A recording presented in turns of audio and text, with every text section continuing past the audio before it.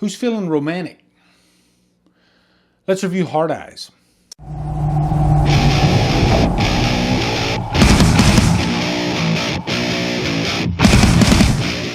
Hard Eyes stars Olivia, Holt, Mason Gooding, Jordana Brewster, Devin Sawa, and is directed by Josh Rubin.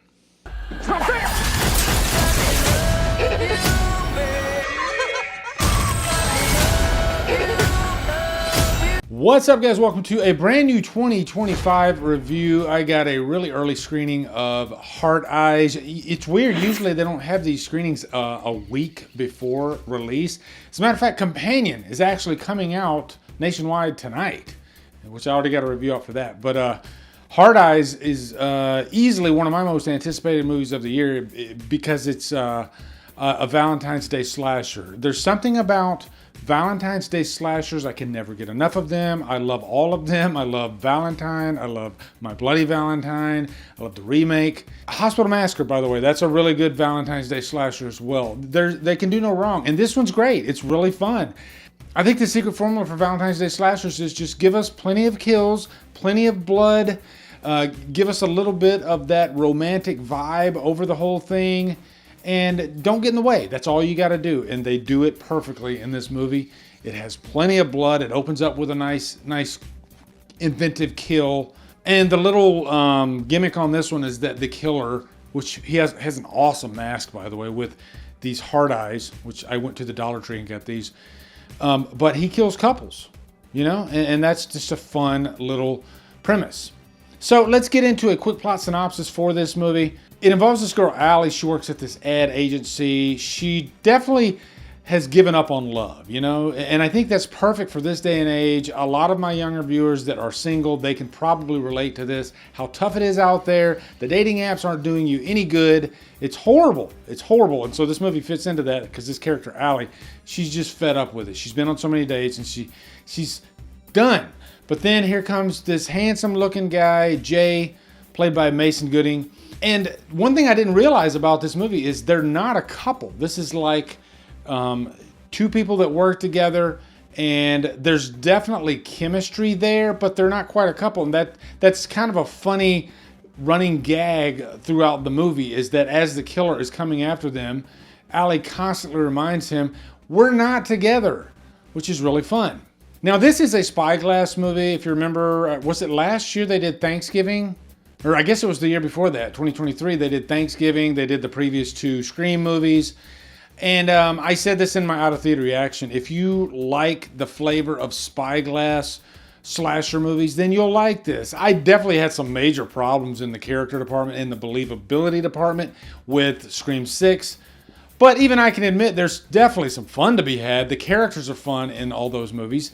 And Thanksgiving was a freaking home run. That was just a fun-ass, instant classic slasher movie, thanks to Eli Roth behind the director's chair. Josh Rubin does a really good job handling these characters, keeping it light, keeping it fun, but also keeping it very bloody. And you know, when it needs to be dark, it's definitely dark.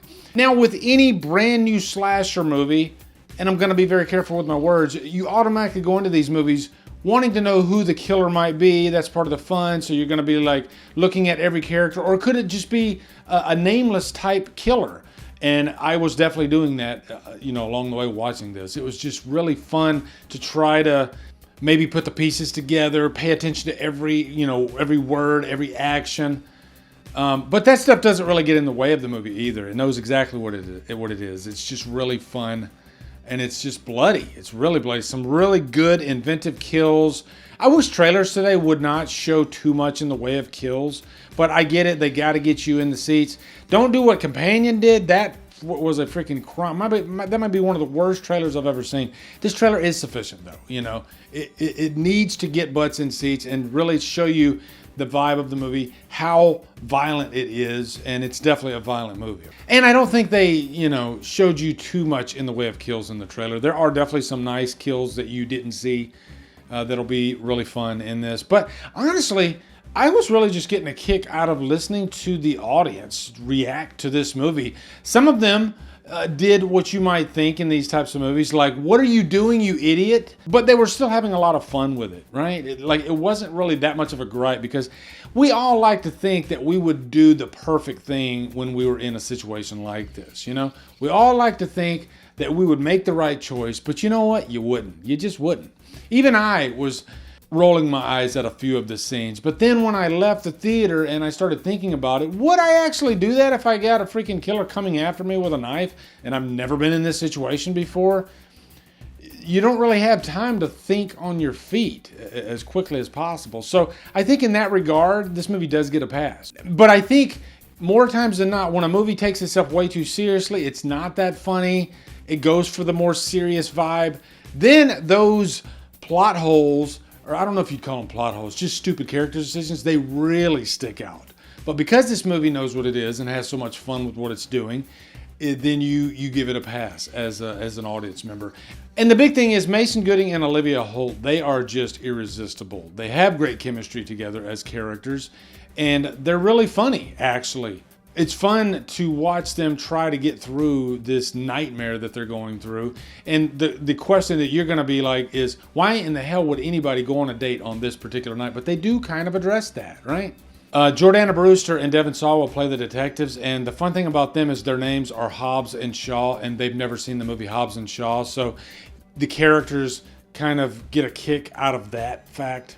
But yeah, guys, I think I've given you everything you need to know. I'll probably do a spoiler review because this definitely has a really fun and wild final act, as you could probably imagine. And a lot to unpack and discuss in that final act, which I can't talk about here. But I'm looking forward to doing a spoiler review, and I still owe you a spoiler review for Companion. So yeah, go watch this movie. I can't wait to see what you guys think in the comments. I hate that I have to wait a week to hear what you guys think. But it'll be worth the wait, because this is definitely, I guess, a water cooler slasher movie, okay? Also, be sure to come over to Killer Flicks, where we talk horror all day and every day. And on Fridays, we do FIFA Fridays. Follow me at Drumdums on my socials. Support me on Patreon.